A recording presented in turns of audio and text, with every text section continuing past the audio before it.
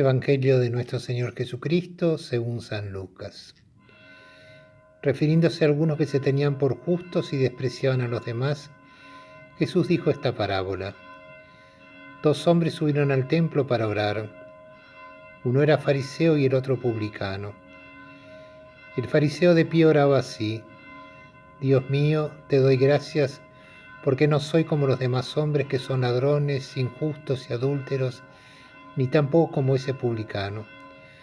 Ayuno 2 veces por semana y pago la 10ª parte de todas mis entradas. En cambio, el publicano, manteniéndose a distancia, no se animaba siquiera a levantar los ojos al cielo, sino que se golpeaba el pecho diciendo: Dios mío, ten piedad de mí que soy un pecador. Les aseguro que este último volvió a su casa justificado, pero no el primero, porque todo el que se ensalza será humillado, y el que se humilla será ensalzado. Palabra del Señor. Gloria a ti, Señor Jesús.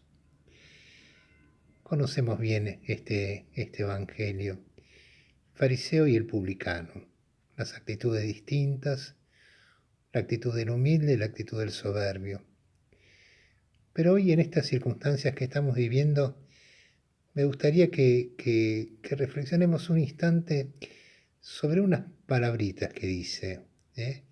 Dice, el fariseo es el que se acercó, el que decía todas las cosas que decía, que era importante, que todo lo hacía bien, que esto, que aquello.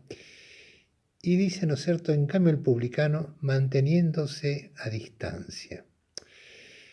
Hoy que estamos viviendo a distancia, que estamos permanentemente, ¿no es cierto?, diciendo, bueno, tenemos que mantenernos separados, tenemos que mantenernos de otra forma, y que nos cuesta aceptar que es así.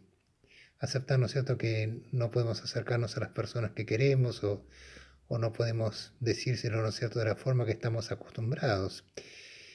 Bueno, este publicano nos está enseñando algo.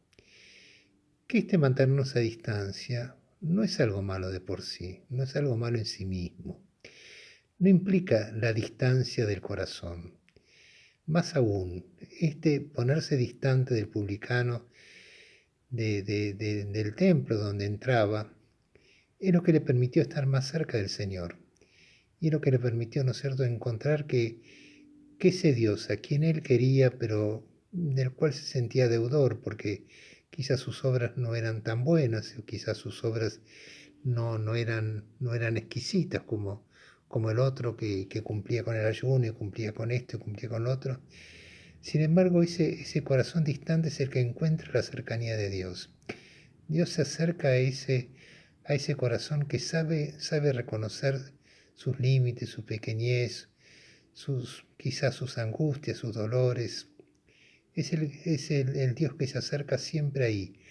En cambio, el corazón del soberbio, el corazón del que se siente cerca por sí mismo, es el corazón del cual simplemente Dios no puede acercarse porque ya no tiene oportunidad. El otro no le da la oportunidad.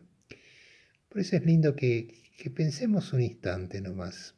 Cada uno de nosotros que estamos en nuestras casas, que estamos un poco recluidos, un poco distantes, pero pensemos que para Dios esa distancia no existe.